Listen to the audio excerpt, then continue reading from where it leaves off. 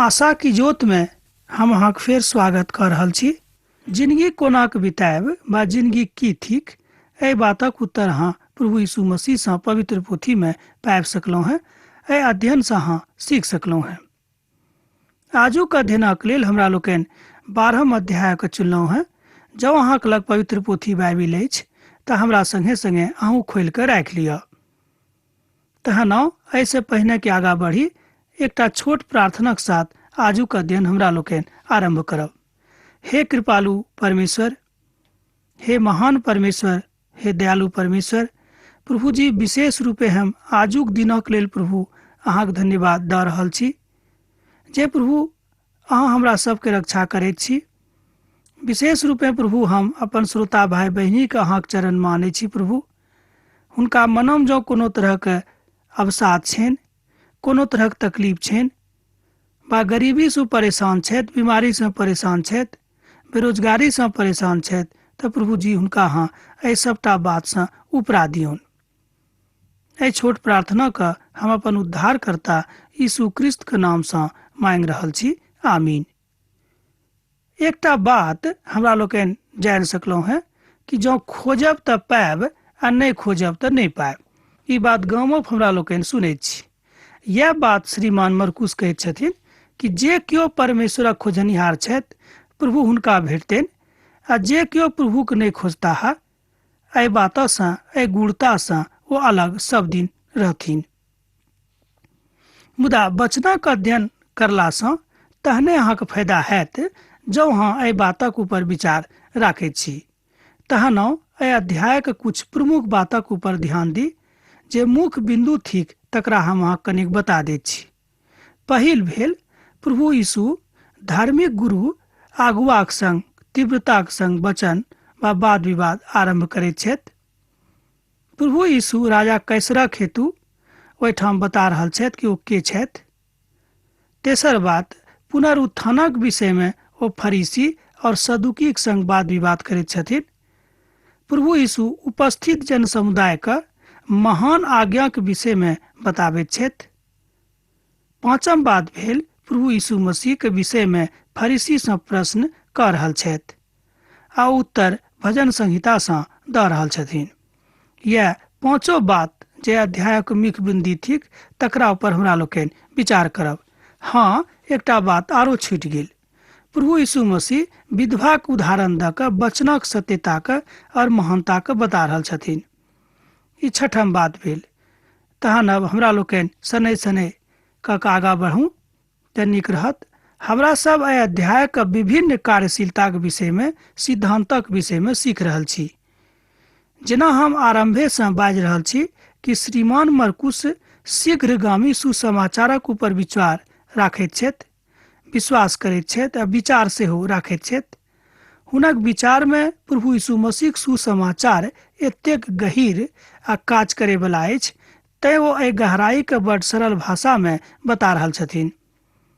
बहुत विद्वान सब तऽ कहैत छथि कि एहि युग में मरकुसक रचल सुसमाचार सबसँ बेसी कारगर सुसमाचार भऽ सकैत छै जँ हमरा लोकनि एहि बातक अध्ययन नीकसँ करी तहन।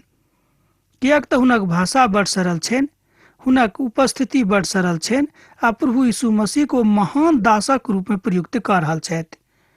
जेना हमरा लोकनि जानैत छी कि मत्ती प्रभु यीशु मसीह के इस्राएली के राजा के रूप में प्रयुक्त कयने छथि, मुदा श्रीमान मरकुस प्रभु यीशु मसीह के परमेश्वरक एकटा महान दासक रूप में प्रयुक्त कर रहल छथि।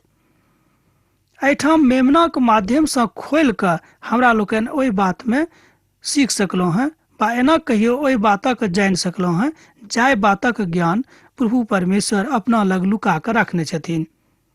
हमर भाई बहिन, जब अहाँ चाहैत छी कि परमेश्वरक वचनक हमरा लोकनि खूब नीकसँ सीखी, ई तहने हैत जब अहाँ प्रभु यीशु मसीह के अपन उद्धारकर्ताक रूप में ग्रहण कऽ लेबनि। ई सुनि कऽ अहाँ घबराएब नहि, तमसाएब नहि, खिसियाएब नहि, किएक तऽ ई वचन हम अपना दिस सँ नहि मुदा प्रभु के दिस सँ परमेश्वरक वचन सँ बता रहल छी। हमर भाई बहिन, हमरा लोकनि कतेक दिनक लेल एहि संसार में छी कनिक विचार करियौ। पवित्र पोथी के अनुसार केओ 70 वर्षक लेल, केओ 80 वर्षक लेल एहिठाम छथि, केओ 100 वर्ष से बेसी एहि संसार में रहैत छथिन। मुदा एक ने एक दिन सबके संसार से जाइए के छै, तऽ किएक ने हमरा लोकनि उद्धार पाबि के संसार में विदा ली, एहि संसार में रही। ई दोनों फायदा हमरा सभक भऽ सकै छै जँ हमरा लोकनि प्रभु यीशु मसीह के अपन व्यक्तिगत उद्धारकर्ता के रूप में ग्रहण कऽ लेब। अब तऽ हम सोचे छी कि अहाँके प्रश्नक उत्तर भेटल होइत, अहाँ अब तमसायब नहि। हमर भाई बहिन, अहीं में से केओ हमरा एहिठाम पाती लिख के कहने छथिन कि भैया हम बड्ड गरीब छी, मुदा एहिके बादो प्रभुक शांति हमरा लगै छै। हमर भाई बहिन, ई अहींक नहि, ई बात बहुत लोग हमरा एहिठाम पाती लिख के बता सकै छथिन। आ फेर यीशु दृष्टांत में हुनका से कथा करऽ लागलखिन। कोनो मनुख दाखक बारी लगौलथि, ओ एक चारू दिस बाड़ा सेहो लगा देलखिन, एहिठाम रसक कुंड सेहो खोदि देलखिन, आ गुम्मट सेहो एहिठाम बनवा देलखिन, आ तकरा बाद ओ एहिठाम से कतौ दोसर ठाम केकरो हाथ में बारी के दऽ कऽ चलि गेलाह। एहिठाम प्रभु यीशु मसीह दृष्टांतक माध्यम से हमरा सबके प्रभु यीशु मसीह के विषय में बता रहल छथि। हमर भाई बहिन, जेना हम शुरुए में कहने छलहुँ हँ कि दृष्टांतक माध्यम से मरकुस बड्ड कम प्रश्न करैत छथि वा उत्तर दैत छथि, मुदा ई बात नहि कि दृष्टांत से ओ परहेज राखैत छथि, से बात नहि। जतऽ जरूरत छनि ओतऽ ओ दृष्टांतक सेहो राखि रहल छथिन। दाखक बारी इसराइली देशक दिस प्रतिरूपक में बतायल गेल छैक। ई दाखक बारी के इसराइली राष्ट्रक प्रतिरूप में देखायल गेल छैक। एहिठाम जे पालक छथि, जे मालिक छथि, ओ प्रभु यीशु मसीह के दर्शायल गेल छनि, बा एना कहियो स्वयं पिता परमेश्वर के दर्शायल गेल छनि। एक एक का को अपन सेवक के ओहिठाम से फल आने के लेल भेजैत छथि, आ सब केओ मार खा कऽ, मुदा बहुत केओ अपन प्राण गमा कऽ ओहिठाम से चलि आबैत छथिन। मुदा अंतिम ओ अपन एकलौता पुत के पठाबैत छथि, हुनको ओ सब मारि कऽ ओहिठाम फेंक दै छथिन। तहन ई जे एकलौता पुत अछि, ओ प्रभु यीशु मसीह के रूपक अछि, हुनका दिस इशारा कऽ रहल छथि। अर्थात प्रभु यीशु मसीह एहि संसार में मनुष्य जाति के लेल प्राण देबाक लेल आयल छलाह। एहि बातक श्रीमान मरकुस बता रहल छथिन। एहि बातक हम बुझै छी जब अहाँ बुझि गेल होइब, तहन कनिक ध्यान दियौ। प्रभु कतेक प्रेमी छथि, अहाँ कतेक लाभ सँ परिपूरित करबाक इच्छा राखैत छथि, एहिके बादो अहाँ प्रभु से प्रेम नहि करै छी। ई कतेक घृणित बात अछि, कहियो अहाँ सोचि के देखियौ। जहन हमरा लोकनि कलीसियाक दिस कहियो कहियो ध्यान करैत छी तऽ ओतौ देखैत छी कि तो ओही ठाम बहुत केओ एहनो छथि जे प्रभु यीशु मसीह परिवार में छथि, एहिके बादो प्रभु के नहि जानैत छथिन। ई कतेक दुखक बात अछि। पवित्र पोथी के एकटा विद्वान एहिठाम कहैत छथिन कि जे केओ हुनक परिवारों में रहि कऽ अपन पिता के नहि जानैत छथि, अपन मालिक के नहि चिन्हैत छथि, ओ कतेक खराब बात अछि। हमर भाई बहिन, अपन मालिक के चिन्हू, अपन पिता के पहचानू, हुनका से आदर करू।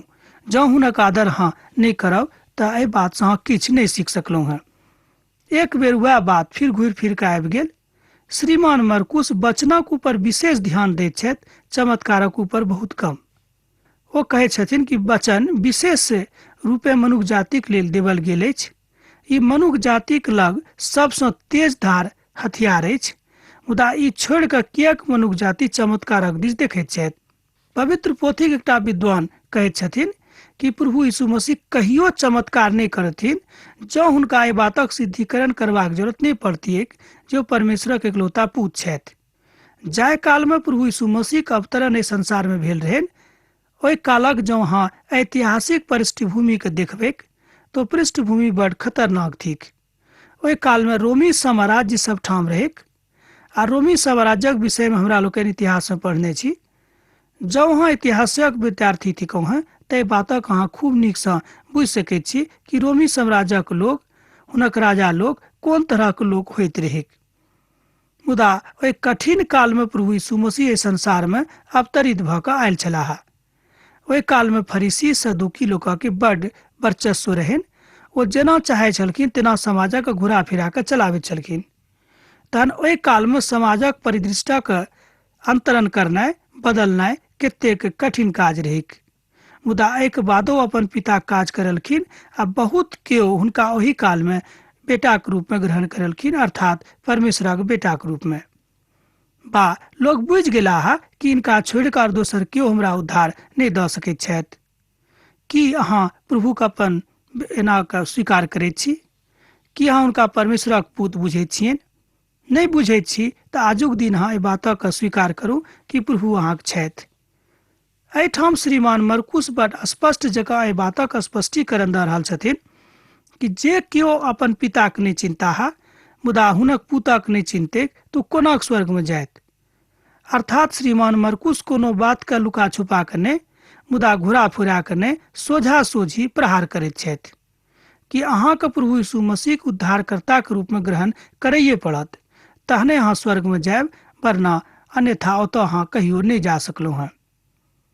एहिठाम हमरा लोकनि देख रहल छी कि प्रभु यीशु मसीह कतेक विनम्रताके साथ पिताक वचनक बताबैत छथि, एहिके बादो लोग हुनका नहि मानैत छथिन। हमर भाई बहिन, एहि बातक अहाँ 12 पदमे देख सकलहुँ हँ। तहन ओ सब प्रभु यीशुके पहाड़क कोशिश कयलथि, किएक तऽ ओ सब बुझि गेलाह जे यीशु हुनका विरोधमे एहिठाम कहने छथि। मुदा ओ सब लोकसँ डराइत रहथि आ यीशुके छोड़ि कऽ चलि गेलाह।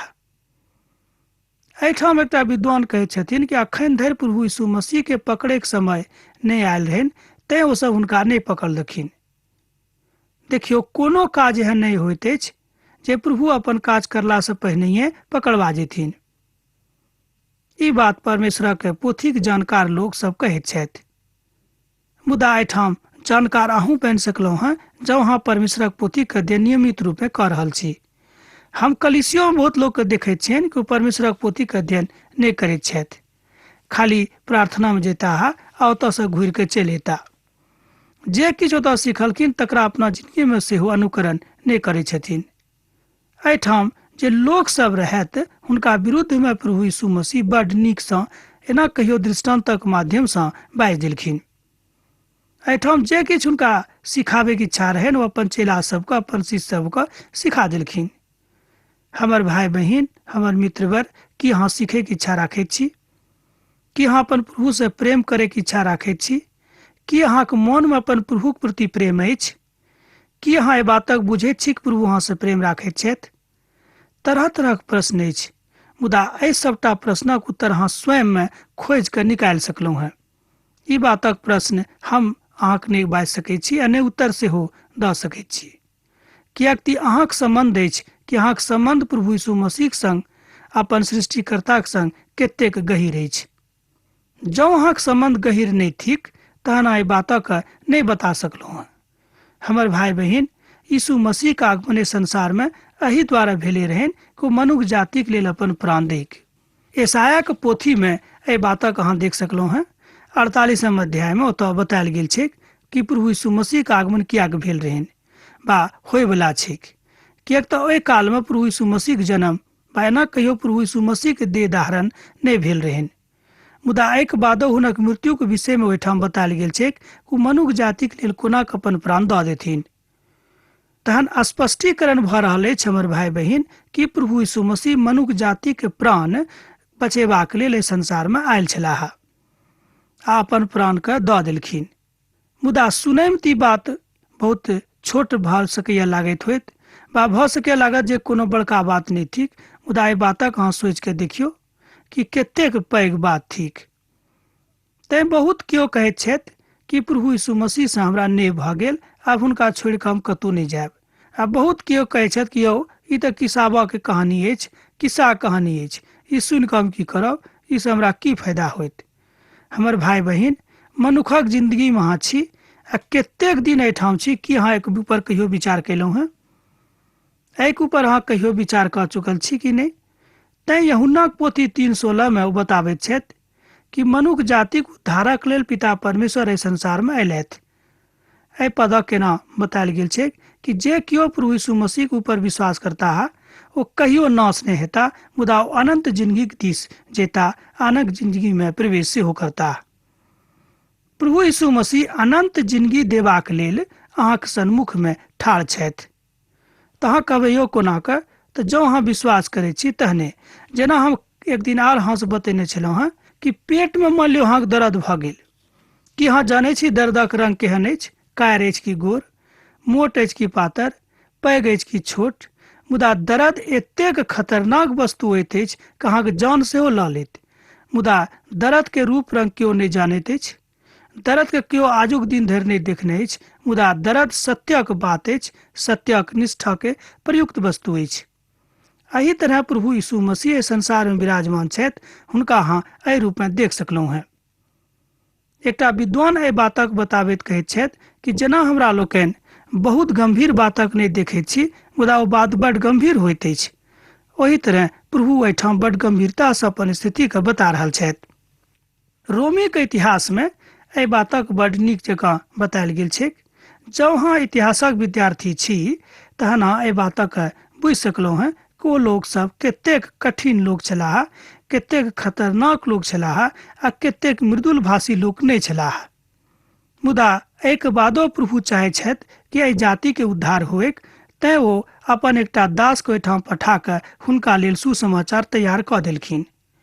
हमर भाई बहिन, आजुक दिन हमरो सभक जरूरत अछि कि प्रभु यीशु मसीह हमरा लोकनि अपन उद्धारकर्ताक रूप में ग्रहण कऽ ली। एहि बातक श्रीमान मरकुस एहिठाम बड़ स्पष्ट भाषा में बता रहल छथि।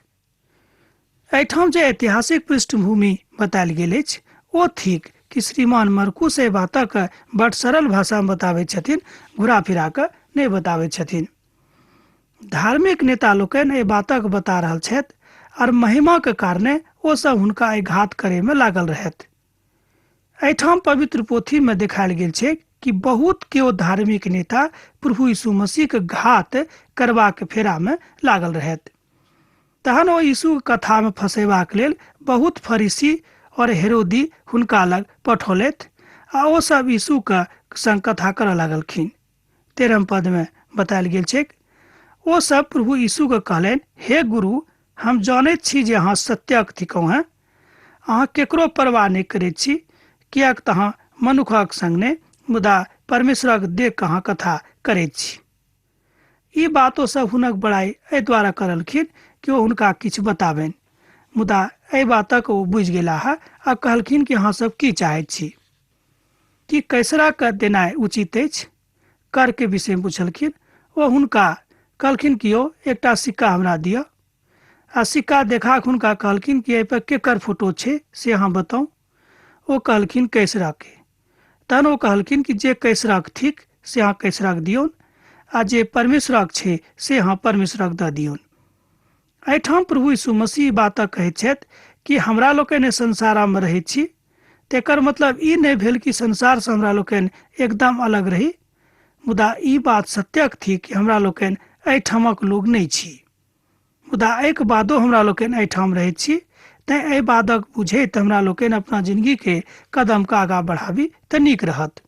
एहि बातक स्पष्टीकरण एहिठाम श्रीमान मरकुस अपन वचन में कऽ रहल छथि। ओहि दिनारक ओ देख कऽ कहलखिन कि यौ ई अहाँ की बुझलहुँ कि नहि हम जे अहाँके कहलहुँ हमर बात।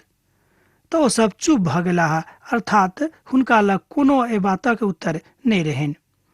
एहि तरह हमरा लोकनि देखैत छी कि सब तरहक प्रश्नक उत्तर प्रभु यीशु मसीह के लग छनि। एहन कोनो बात नहि अछि जाहि बातक उत्तर ओ हमरा सबके नहि दऽ सकैत छथि। एहि बात से हमरा लोकनि सीख सकैत छी कि धूर्तता से केओ मनुख परमेश्वर के नहि ठग सकैत छथि। संसारक केओ एहन लोक नहि छथि जे धूर्तता कारणे हुनका ठग सकैत छथिन। प्रभुक महिमा, प्रभुक दयालुता, प्रभुक करुणा आ तकर संचरणक कारणे ई बात भऽ सकैत छै। प्रभु किएक हुनका सँ सिक्का मांगलखिन? ई एकटा महान कारण रहिक। किएक तो सब प्रभु यीशु मसीह के फंसावे के फेरा में छलखिन, तैं वो हुनके उत्तर से हुनके उत्तर दऽ देलखिन। बा एना बुझियौ कि हुनके प्रश्न से हुनके प्रश्नक उत्तर दऽ देलखिन। प्रभु यीशु मसीह एहिठाम एक बातक प्रत्युत्तरण कऽ रहल छथि कि संसारिक रूपे हमरा लोकनि भऽ सकैत छै जे बड कमजोर होयब, मुदा आत्मिक रूपे हमरा लोकनि खूब मजबूत छी जँ हमरा लोकनि प्रभु यीशु मसीह के अपन उद्धारकर्ताक रूप में ग्रहण कऽ चुकल छी। हमर भाई बहिन, एहि संसारक धन संपत्ति, एहि संसारक वैभव, एहि संसारक टाका पैसा एहिठाम रहि जायत, तकरा बाद हमरा लोकनि आगाँ नहि जा सकलहुँ हैं। प्रभु महानताक बात बुझैत छथि, मुदा अहाँ महान छी सेहो प्रभु बुझैत छथि। कोनो मनुख जाति के परमेश्वर छोट नहि बुझैत छथिन। ओ सब दिनार लऽ कऽ मांगलखिन। प्रभु यीशु कहलनि जे ई मूर्ति आ नाम केकर थिक? वो सब कहलन कैसरक। ए बातक अहाँ 16 पद में देख रहलहुँ हैं। प्रभु यीशु हुनका से कहलन जे कैसरक थिक तकरा अहाँ कैसरक दियौन, आ जे परमेश्वरक छनि से परमेश्वरक दियौन। बड़ सोझ भाषा में, बड़ सरल भाषा में ओहि बातक उत्तर दऽ देलखिन। हमर भाई बहिन, जे परमेश्वरक अछि तकरा अहाँ परमेश्वरक दियौन, आ जे कैसरक अछि तकरा अहाँ कैसरक दियौन। एहिठाम संसार आ ईश्वर दोनों का प्रभु यीशु मसीह देखा रहल छथिन। कैसर के देखा कऽ ओ संसारक दिस इशारा करैत छथि, आ ईश्वरक देखा कऽ ओ ईश्वरक दिस इशारा कऽ रहल छथिन। अर्थात जँ अहाँ एहि संसार में छी तऽ संसारक नियम कानून अहाँ मानू, मुदा परमेश्वर से अलग नहीं रहू, यह मतलब हुनक रहन। प्रभु के पूत होयबाक कारणे जतेक कथा एहिठाम भऽ रहल अछि ओ सबटा अहाँक भलाइक लेल भऽ रहल अछि।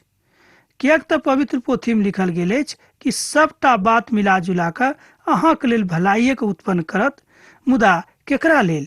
जे प्रभु यीशु मसीह के अपन उद्धारकर्ता के रूप में ग्रहण कऽ चुकल छथि। लोक सब एहि वचनक पढ़ैत छथिन, मुदा पहिल बातक पढ़ि कऽ अंतिम बातक बिसरा दैत छथिन।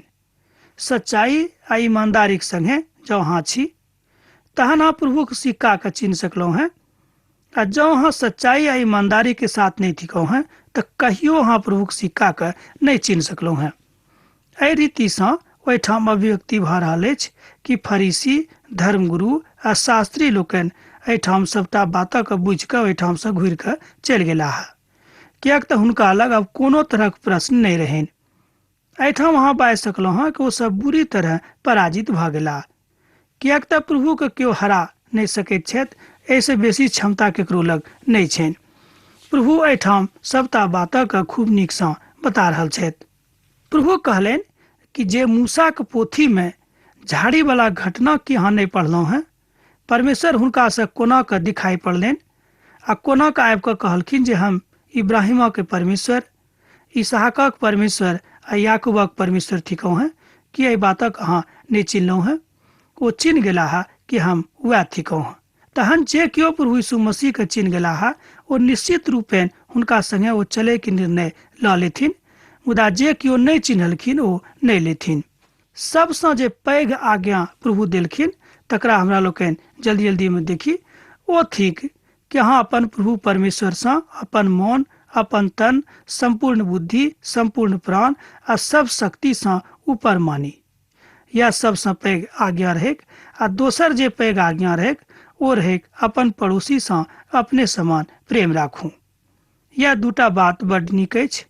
जँ अहाँ ई दूटा बातक सुनि रहल छी वा सीख रहल छी तऽ हम कहब अहूँके खूब फायदा होइत। तहन एहि पदक जँ अहाँ देखऽ चाहै छी तऽ लिख लिअ 29 आ 30 पद थिक। प्रभु एहिठाम बड्ड स्पष्ट जकाँ बता रहल छथिन कि जे केओ एहि दोनों आज्ञा के मानत ओ प्रभुक राज में प्रवेश कऽ लेता। अब प्रश्न उठल जे मसीह किनक पूत थिकाह? यीशु मंदिर में उपदेश दैत कहलखिन आ एहि बातक सिद्ध कऽ देलखिन ओ परमेश्वरक पूत छथि और कोनो मनुखक पूत नहीं छथि। एहि बातक अहाँ 35 पद से लऽ कऽ 38 पद में देख सकैत छी जँ अहाँक लग पवित्र पोथी बाइबिल अछि। तहन हम विचार राखैत छी कि आब आजुक दिन हमरा लोकनि एहिठाम समाप्त करब। जे किछु बचि गेल दोसर दिन हमरा लोकनि देखब वा अध्ययन करब। जँ अहाँक मोन में प्रश्न अछि तऽ हमरा एहिठाम जरूर पाती लिखब, मुदा जँ नहियो प्रश्न अछि तऽ हमरा सभक उत्साहित करबाक लेल जरूर अहाँ पाती लिखैत रहब, किएक तऽ हमरा सब अहाँक लेल प्रार्थना करैत रहैत छी। हमर भाई बहिन, हम विचार करैत छी जे अहाँ सब खूब आनंदित छी। तहन अहाँ हमरा विदा दिअ। हम विचार करैत छी अहाँ सब खूब नीकसँ होयब। जँ प्रभुक इच्छा हैत तऽ हमरा सबक फेर भेंट होइत। प्रभु यीशु मसीह के नेह अहाँक जिंदगी में सदिखन बनल रहेक। आमीन।